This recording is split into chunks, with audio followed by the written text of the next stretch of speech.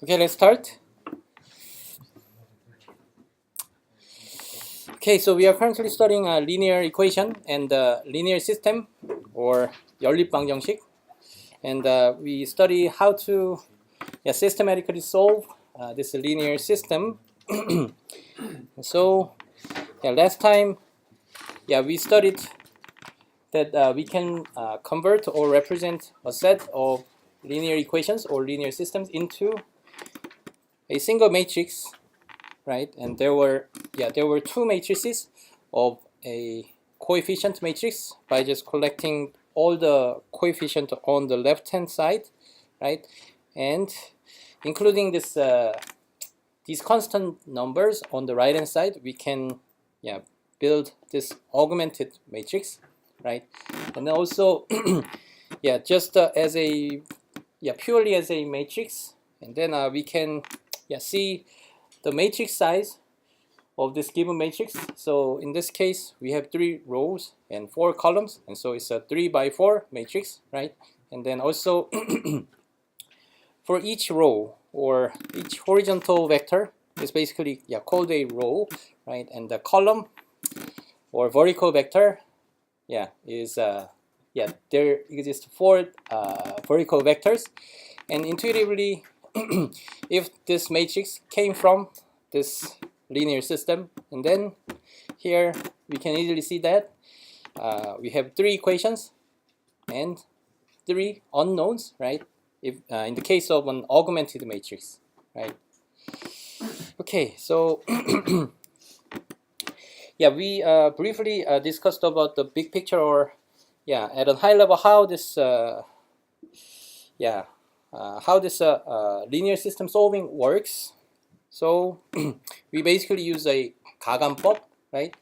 But we follow the fixed order or fixed rule.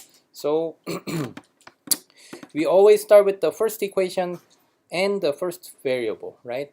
And then using this variable, we erase all the other variables in the latter equations, or the lower equations that we have, right? Okay, so as I mentioned, this first equation works as an eraser, and the particular variable to erase is the first one by using this specific value as an eraser, and so we can see that 0 is found on all the lower equations. Okay, and then the main idea was that through this process we reduce the problem size by one variable and 1 equation. So now we can consider the remaining equation by excluding the removed or erased variable, and so we have 1 less variable and also 1 less equations. Okay, and then we do the same thing. So we use the first equation over here as an eraser, and then which variable to erase? This guy, right? Using this, we erase this, right? So that was the overall process, but I will add a little bit more detail today. So that detail is given this smaller sized linear system, if we want to use this guy as an eraser, and then here assuming that we just add the multiple scalar multiple of the first equation to the other, what will be the multiplier? So how much should we multiply this equation with? I mean, as a scalar, so it should be 3 over 2, right? And then this will become 3, and then adding that to this number will make 0 over here, right? But as you can see, this value, I mean the denominator of 2 that we see here is coming from this value itself. So it will be a little bit more convenient to make this value as 1, right? So how we do it? It's very simple. So this guy, 2 and negative 8 and 8 is corresponding to this equation, right? And so we can just apply the scalar multiple of this equation at first, which means instead of using this equation as our eraser, we basically change that equation into this, right? So we basically divide that equation by 2 before using it as an eraser for the other equations, right?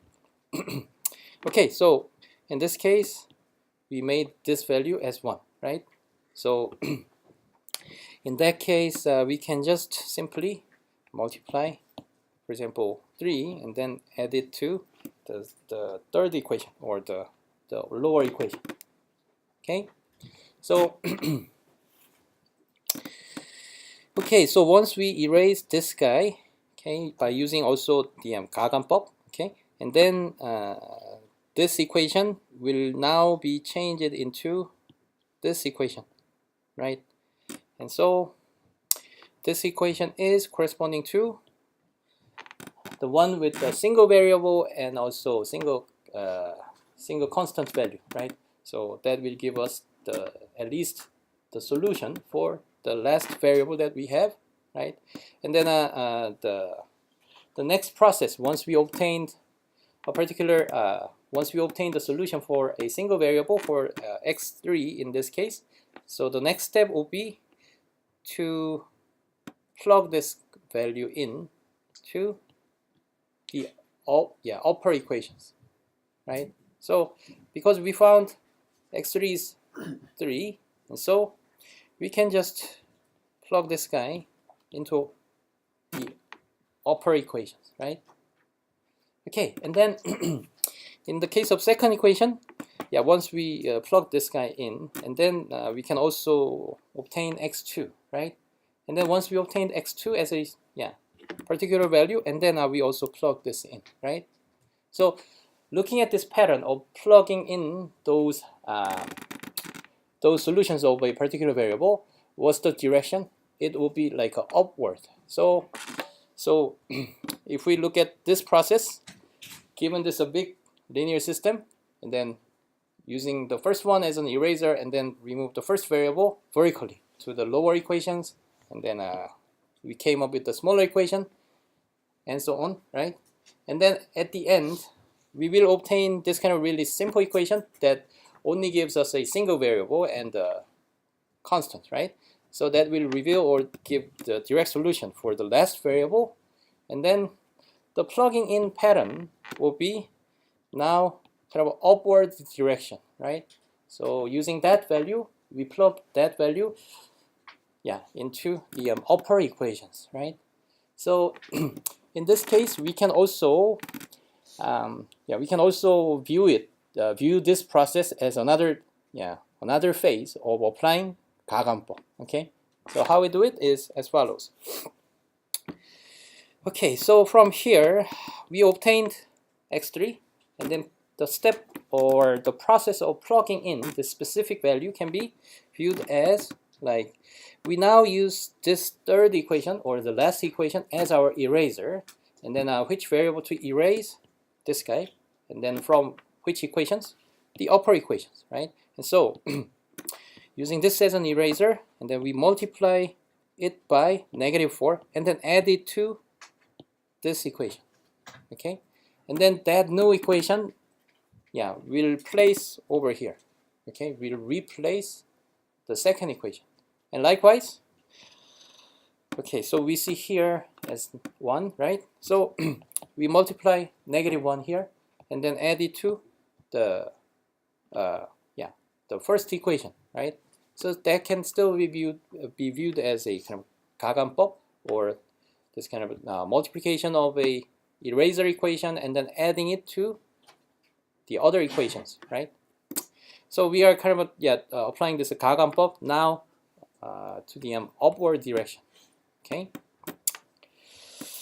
Okay, so so this is the result once we apply this 가간법 onto the upper equations by using this guy as an eraser, and then because we erase these two, okay, we can see 0 over here.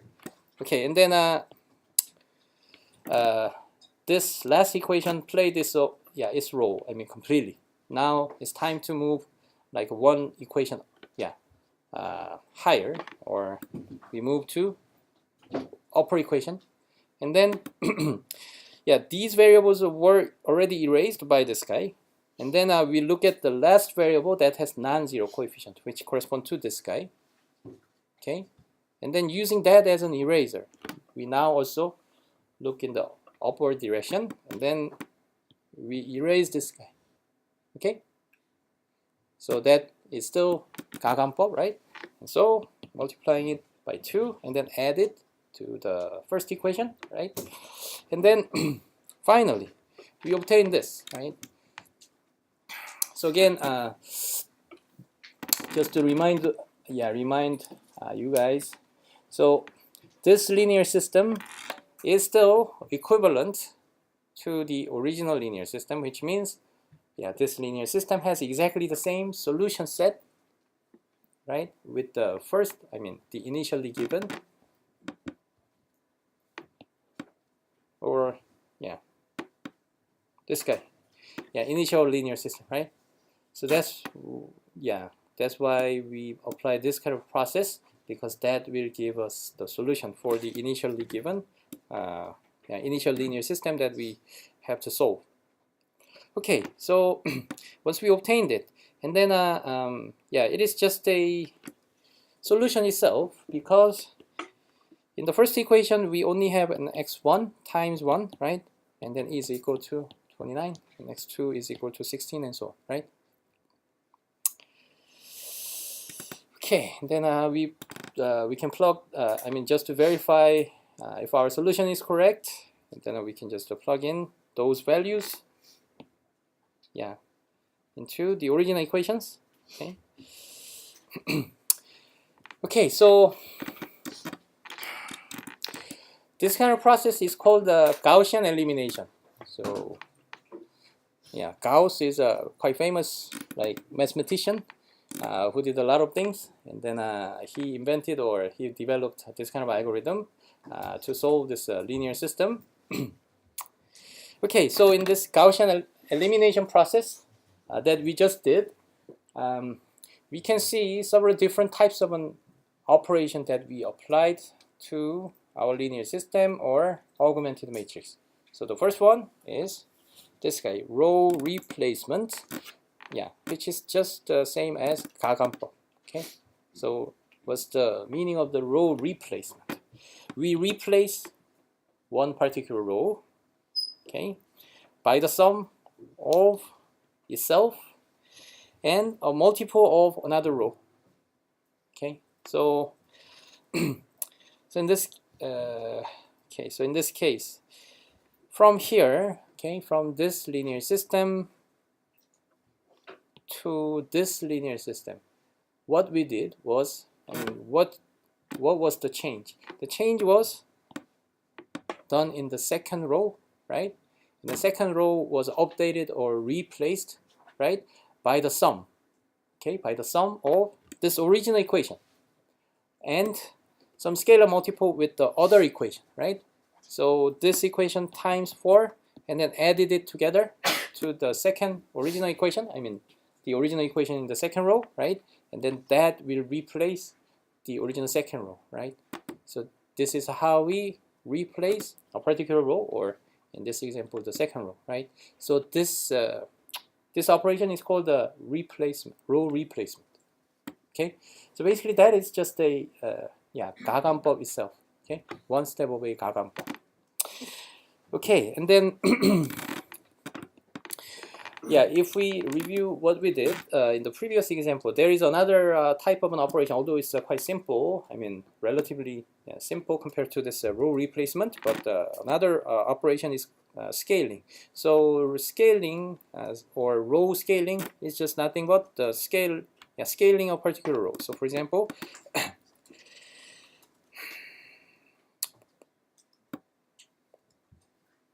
okay, so once we obtain this, and then we just divide it by 2, right? Or maybe we can multiply 3 or 4, for some reason, with the single row, okay?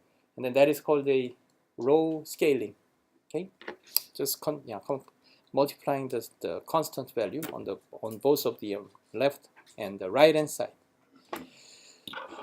Can you guys hear me well in the back? Probably not. I forgot to use my mic. Give me 1 second.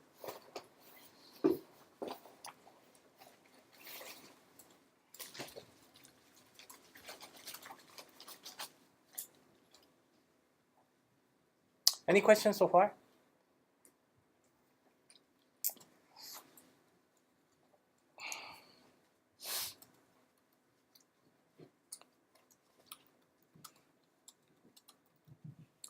Okay, can you hear me better?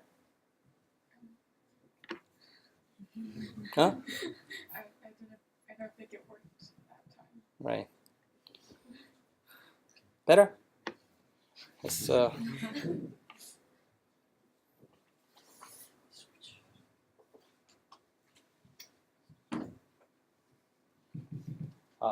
잘 들려요, 더? 네.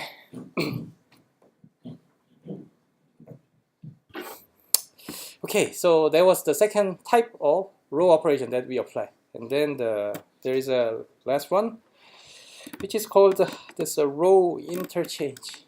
Okay, row interchange. Row interchange is intuitively quite simple.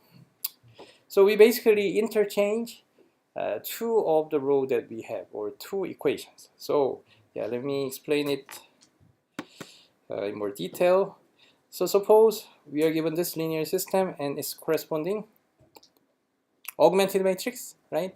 And then let me ask, what if I just change the order of these equations? So this was the first equation and the second equation, but what about just interchanging between these two by changing the order of these equations? So given a linear system, it doesn't matter which order of the equations that we have, right, in a given linear system, the solution doesn't change at all, right? It's obvious, right? So we can freely apply this row interchanges whenever we want, okay?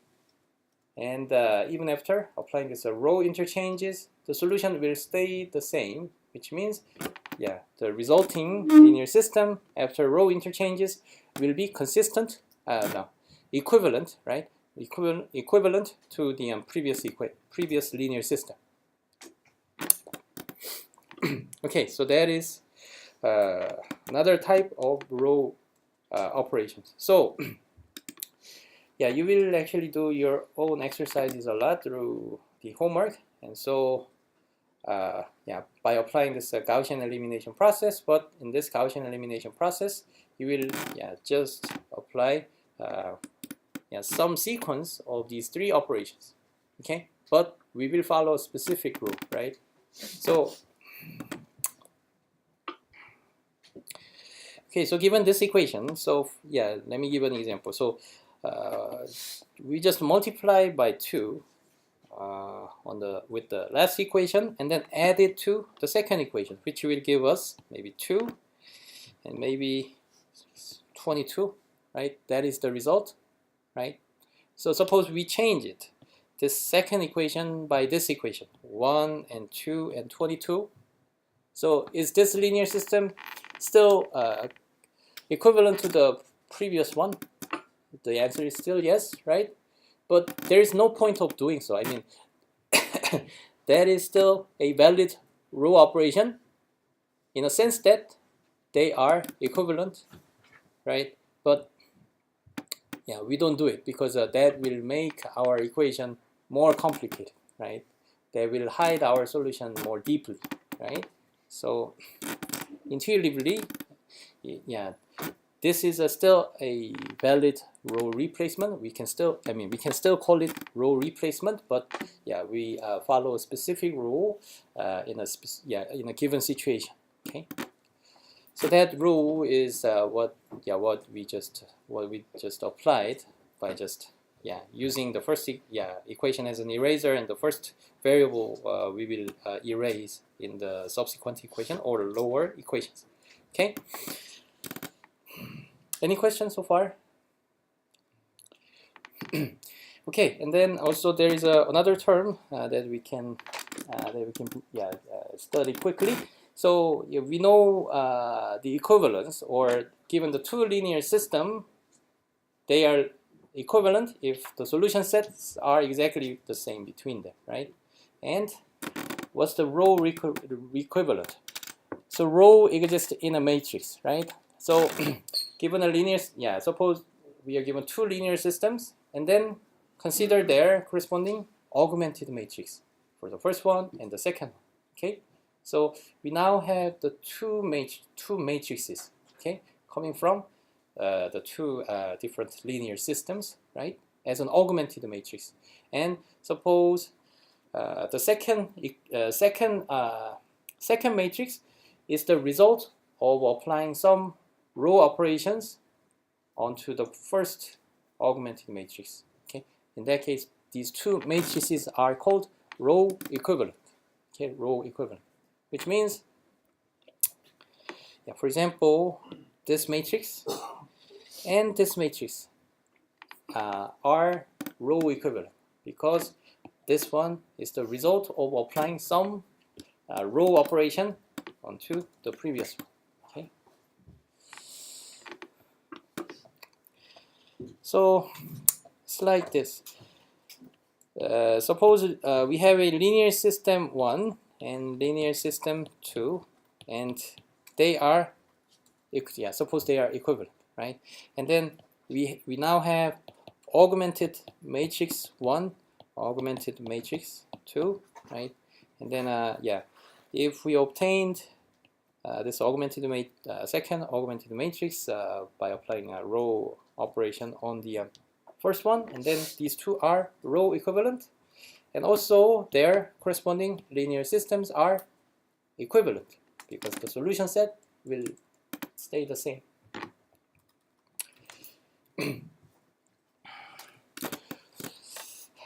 Okay, that is the Gaussian elimination process. And now it's time to utilize this Gaussian elimination to answer this question shown in this slide.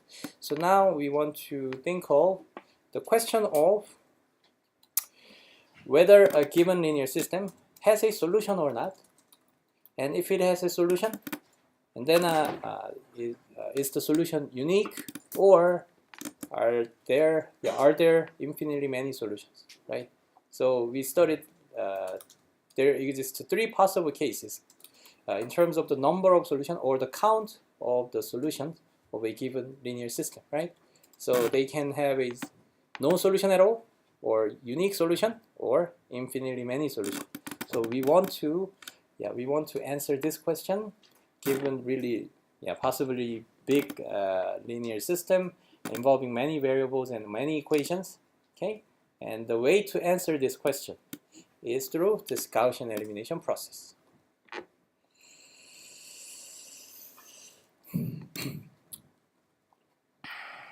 Okay, so let's look at this example, and then we changed it to this augmented matrix. Okay, so here, we can see some kind of tricky case over here, which is that, okay, so let's suppose the Gaussian elimination on this matrix, and then the first equation as an eraser, and the first variable as also the variable to remove. But can we remove using this? Yeah, can we remove them? It's not possible because it's 0, right?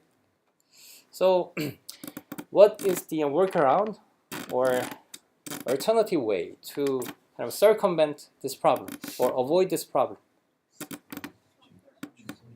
What? Right. Yeah. Right. Yep. Right. So we can basically, so the student mentioned this swapping. So swapping or row interchanges are the same meaning, right? So we interchange between the first row and the other row that has non-zero value on the first variable to erase, right? So which one will be better one then? I mean, here we have two choices of row interchanges to bring this non-zero one to the top one, right? So the second row or the third row? Smaller one? Why?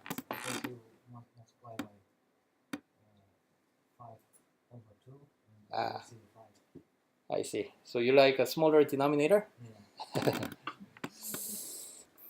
Yep. So yeah, that is a kind of reasonable answer. But what about our yeah, it's really out of topic. But yeah, let me. So how about our computer? I mean, will our computer like denominating by a bigger number or a smaller number? It's no preference. What's that? It has no preference. No preference? Yeah, computer doesn't have a mind, or so that's a good answer. But in practice, which one will be better, or?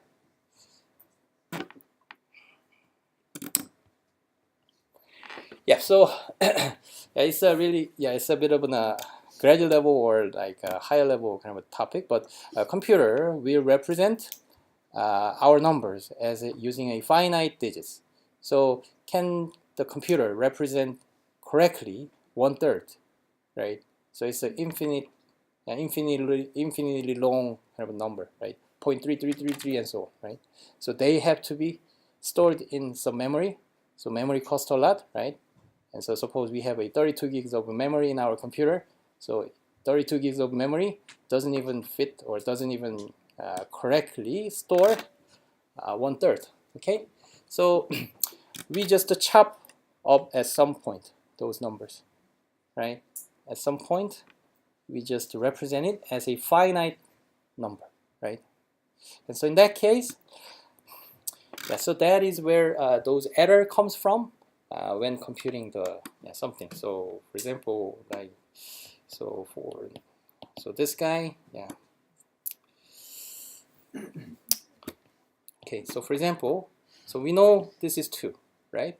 But computer will actually compute, for example, it's a hypothetical one, right? So in this case, it will give us something like this, right? So that is not an accurate number, right? So in this case, yeah, in general, denominating by a bigger number will reduce, will reduce the probability of having this type of an error, right? Because if it is a really small number, although it is an extreme case, suppose you have over here 0.00000, which is really close to the number close to 0, right? And then what does it mean by dividing some number by this? And then it means we are multiplying some number by a big number, and that big number comes from here, right? It's a reciprocal, or 1 over this small number, right?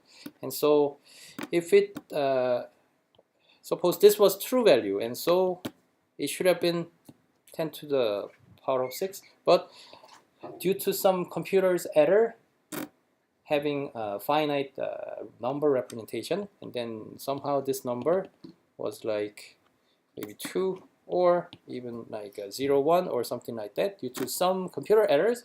And then when dividing this some number by this small number, and then that number may may give us this big number, and the gap between, the difference between the true number and the approximated this or inaccurate inaccurately computed number will have large gaps. Okay, so in general, in order to avoid this kind of error, we usually pick up the largest one to mitigate this kind of an error. But it's a bit of an off topic. It's certainly not in the scope of our exam. So even if you cannot kind of understand it correctly, so it's completely okay. So back to our content. It doesn't matter. Which one to choose, right? So okay, so in this case, in this book, we chose the second one because that's the first found one. Okay, and then we obtained this one, which is still equivalent, and then it is now possible to apply our Gaussian elimination process. So this one will work as an eraser, but before multiplying it by some number like this, we first so in this example, yeah, so yeah, we multiply this number and then we erased this variable, and this one is already 0, right?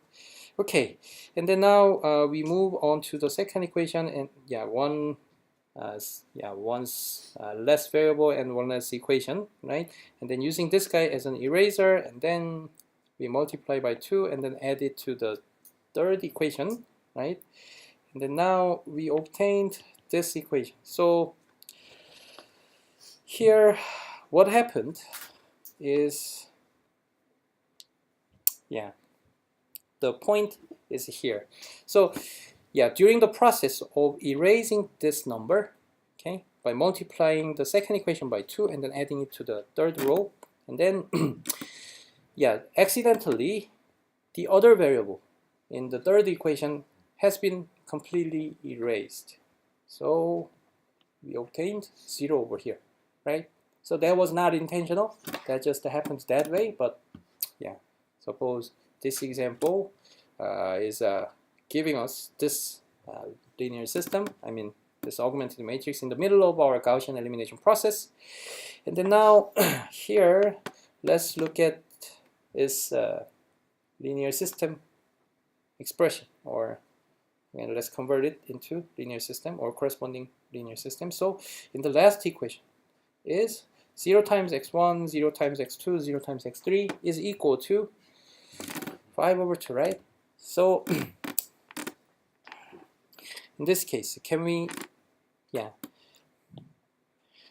if we see this type of a pattern, and then yeah, we can immediately say that this equation is inconsistent, or the solution doesn't exist at all, because the last equation, I mean, there is no way, or it is impossible to satisfy the last equation, right? Okay, so during our Gaussian elimination process, reducing the equations one by one, and at the same time reducing the variable one by one. Okay, and then once we obtained some rows in the middle of this Gaussian elimination that has all 0 corresponding to our coefficient to our variable, but we have non-zero on the right, yeah, on the last column or the last number. Okay, and then it means, yeah, this equation is this row is corresponding to 0 times x1, 0 times x2, and 0 times xn is equal to probably xm. Yeah, if we have an m variable, and then some non-zero value. Okay, so if we find this equation, and then yeah, we can just stop our Gaussian elimination process, because yeah, we just found that our linear system has no solution at all. So okay, so if we see this kind of row, and then that's when, yeah, we have no solution at all. And kind of intuitive understanding about it, yeah, is this guy. So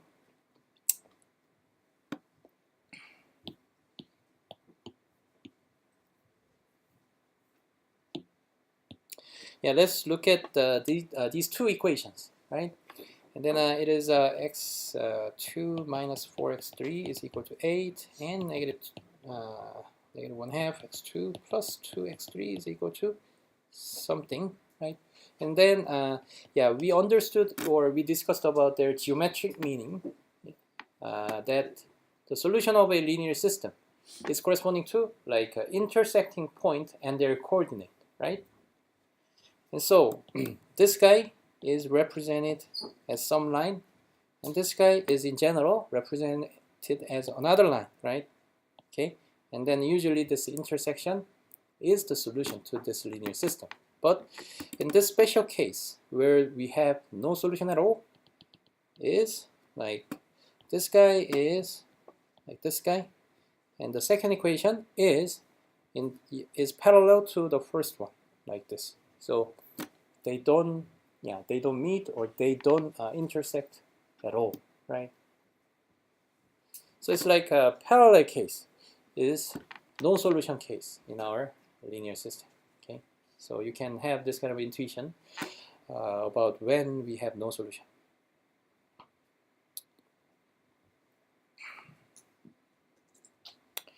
Any questions so far? Okay, so that's it for the first subchapter, and then move to the next subchapter.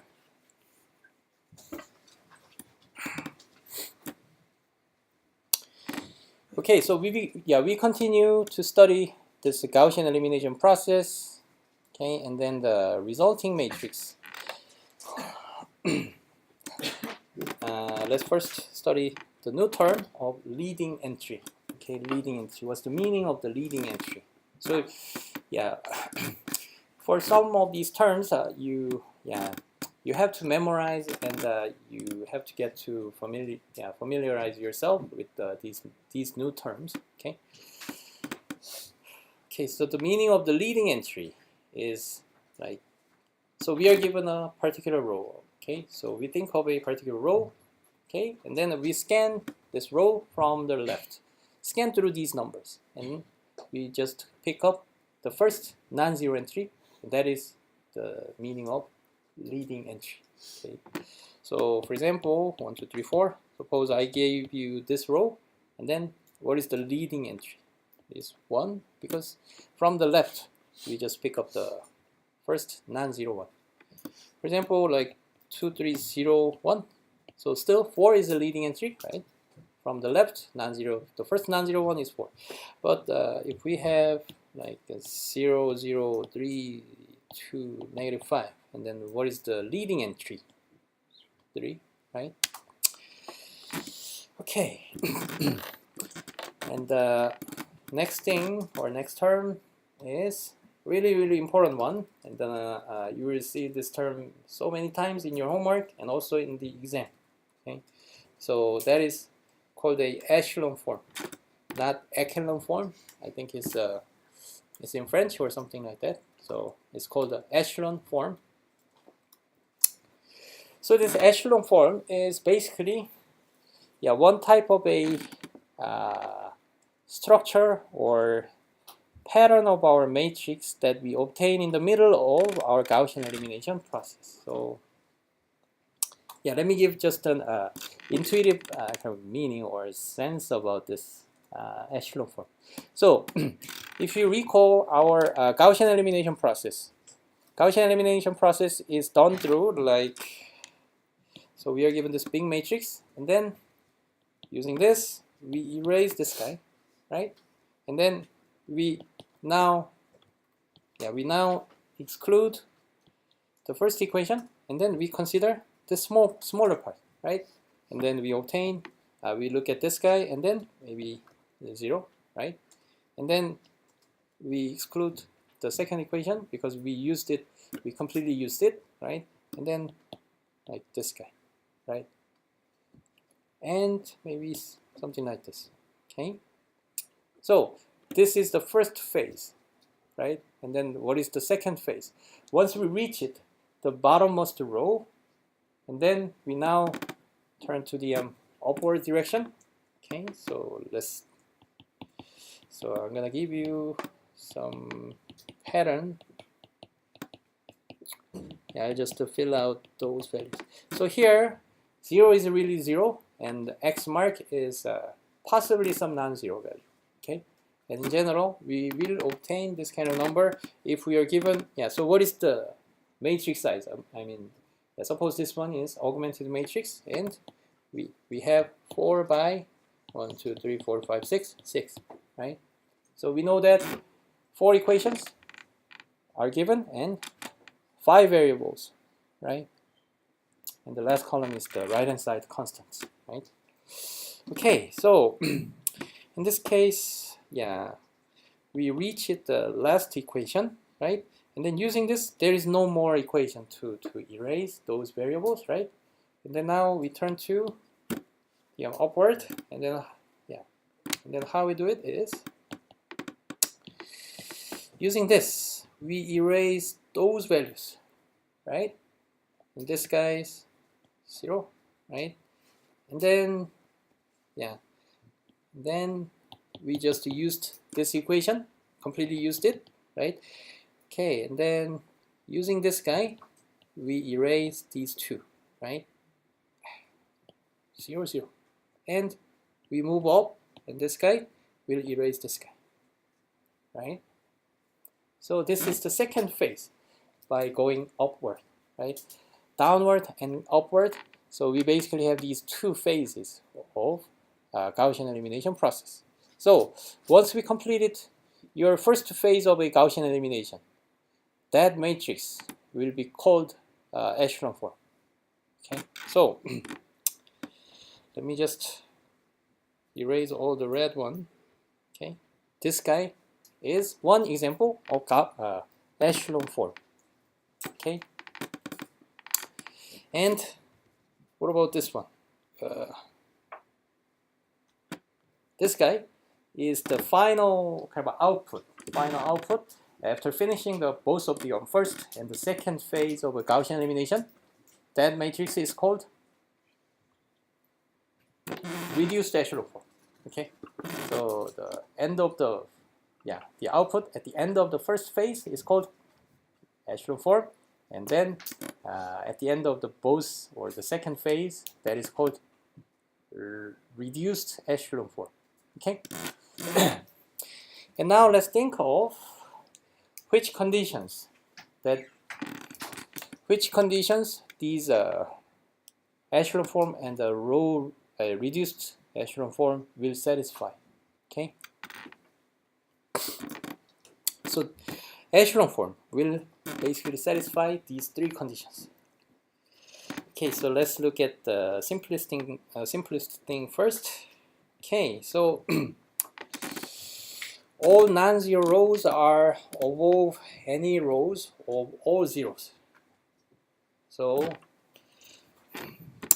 here, let's first clarify what the meaning of non-zero rows. So non-zero rows is, if your row has at least one non-zero, and then that row is non-zero row. Okay, so for example, 1304. Suppose we have one row composed of four numbers. So this is non-zero row. Okay, so 1324 is also non-zero row, but 0000, which contains all zeros in every element, is called zero row. Okay, and then let's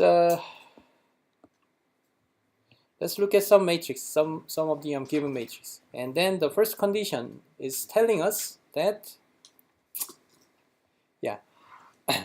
every or all non-zero rows are above every or any zero rows, which means that we have all zero, and we have maybe some non-zero, something like that. Okay, so here we can completely split our matrix into two lower and upper part, where the lower part has a zero and the upper part has non-zeros. Okay, so in this case,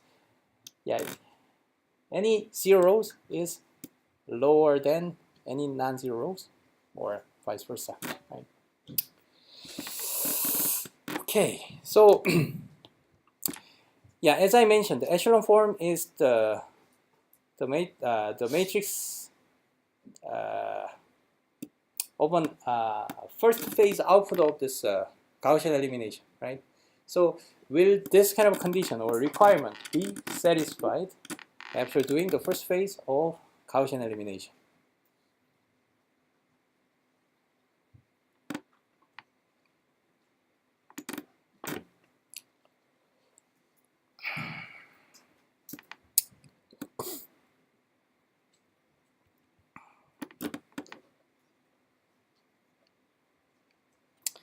So in the previous examples, we didn't see a completely zero rows, so it may not make much sense at this point. But let me give some example of maybe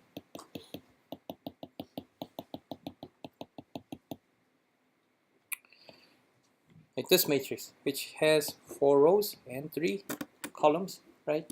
So if it is an augmented matrix, how many equations do we have? 4, and only the two variables, right? Okay, so in this case, let's just go through the Gaussian elimination process, and then we will make zeros over here, right? And then using this guy, and then we will make 0, and using this guy, we will make this guy as 0, right? And so naturally, the lower equations will have more variables that will be erased. Yeah, in other words, in the lower equations, more variables will be erased because they will be erased more and more times compared to the upper rows, right? So, so in that sense, yeah. Though if we see completely zeros, and then that will be only found in the lower part. Did you have questions? Because like the rightmost column are the constants. Isn't after doing the Gaussian elimination process 2 times, shouldn't the constants in the lower 2 rows already be a 0? This guy? And the one above that. This guy? Yeah. Do you mean that this guy? Should already be a 0, because if it's not a 0, then it's inconsistent. Yeah. Yep. That's right. Yeah. Yeah. That's very, very good question. So yeah, in the previous example, or previously in this case, we found this kind of equation of 0 and 0 and some non-zero, and that's when we stop and then just conclude that we have no solution at all, right?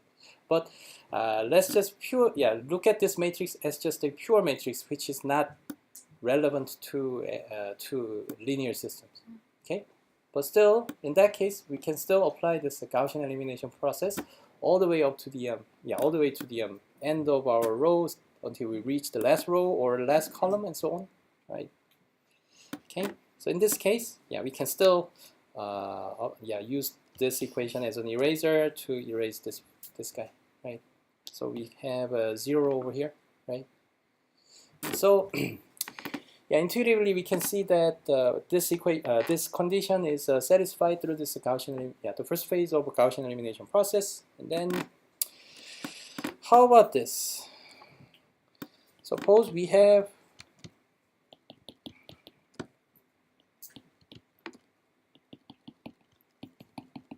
this kind of pattern, okay? Although it doesn't make sense because the first and the third equations or third rows are completely 0. So those equations in our linear system doesn't even exist, right? Because 0 times x1, 0 times x2 is equal to 0. Yeah. But still, let's suppose we are given this kind of matrix, and then I'll apply the Gaussian elimination process, and then, okay, so in this case, this one will work as our eraser, but as we saw, this guy is 0, so it cannot be used as our eraser, right? So we have to apply row interchanges. So we change it, right? Okay, and then suppose we change this guy over here, right? And then we erase this guy's, right? Okay, and then this guy, which is problematic one or completely 0 row, right? So that will be, that will be used our eraser as our eraser, but it still has a 0, right? So it cannot be used as an eraser, right? So it will always move or push it to the bottom part, right? So if we have originally like completely 0 row, then there is no way that this row can survive in the upper part. So it will be pushed to the bottom part, right? Okay, so the time's up. So we only covered the first one, but we'll continue. We'll continue the next Monday. Okay. I had another question. Sure. In like a row, the contains at least one non-zero entry. Does that include the complement? So if it's like a 0, 0, 0, 3, and it ends there, that's still a non-zero row.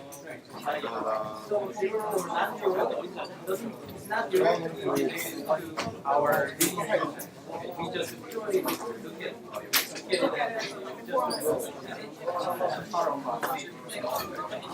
숙제나 문제 같은 거 어떻게 제출하는지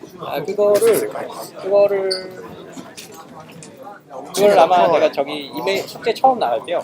이메일을 내가 보내줄 거예요. 네. 근데 이제 그 블랙보드로 제출을 블랙보드로 제출을 하고 이제 손으로 풀었으면 손으로 푼 거를 여기서 또 제출하고. 로우 이퀴밸런스 이야기하실 때 네. 매트릭스가 두 개가 있으면은 한 매트릭스에서 로우 오퍼레이션을 하다가 이 매트릭스가 다른 매트릭스랑 똑같아지면 이걸 로우 이퀴밸런스라고. 로우 이퀴벌런트는 이 매트릭스가 우리가 아까 배웠던 그 세 가지의 로우 오퍼레이션이 있었잖아요. 이 세 가지 중에 이제 어느 거든지 간에 자유롭게 우리가 막 적용을 했어요. 그래서 한 매트릭스가 어떤 다른 매트릭스로 바뀌었을 때 이 두 개가 로우 이퀴벌런트예요. 즉 무슨 소리냐면 한 매트릭스가 딱 요 세 가지로 정의되는 요것들을 우리가 자유롭게 이렇게 적용했을 때 나오는 매트릭스다라고 생각합니다. 이게 같아질 수 있으면 로우 이퀴밸런스가 네. 들어가는 거예요. 그러니까 매트릭스 자체는 같지 않지만 이 매트릭스가 저 매트릭스에다가 어떤 시퀀스의 이제 로우 오퍼레이션들을 쭈루루룩 적용했을 때 이게 얻어졌다. 얘와 얘는 로우 이퀴벌런트란 뜻이고, 그리고 그 말은 이거 두 개에 해당하는 이제 그 리니어 시스템이 이제 이퀴벌런트 솔루션 셋이 같다는 뜻이에요. 왜냐하면 이 로우 이게 포인트는 뭐냐면 이 로우 오퍼레이션은 솔루션 이게 이제 방정식이라고 할 때 이게 리니어 시스템이라고 할 때 그 솔루션을 전혀 바꾸지 않는, 그러니까 솔루션을 그대로 유지시켜주는 오퍼레이션들이기 때문에 그래요. Are we allowed with calculators for things? You mean in the exam? Yeah, because yeah, last. Yeah, probably. Yeah. Okay, so like regular graphic calculator, or just Maybe the simpler one would be preferred, but um, yeah, I'm not sure. But Not sure. yeah, it will depend on the problem that we will come up with internally as our exam problem. So nothing's like Yeah, determined. nothing's like a really intensive computation. So I Okay. don't Okay. actually. So it's just basic calculations. Yeah, it should be okay. So even if you don't calculate fully, Uh-huh. and then you just write some intermediate result as some equations or something like that, it should be fine. Oh, because Yeah. last semester in 전산수학 2, we were allowed with calculators, so I just Yeah, in the probability and statistics, those we needed non-trivial, it. Yeah, because there was a lot of calculations decimals, are but for common. this, it's just I don't. Right. In this class, I don't think there is like a really tricky or complicated calculation. Okay. So, Okay. yeah. Thank you. 제가 재수학을 해야 되는데 1학년 때 네.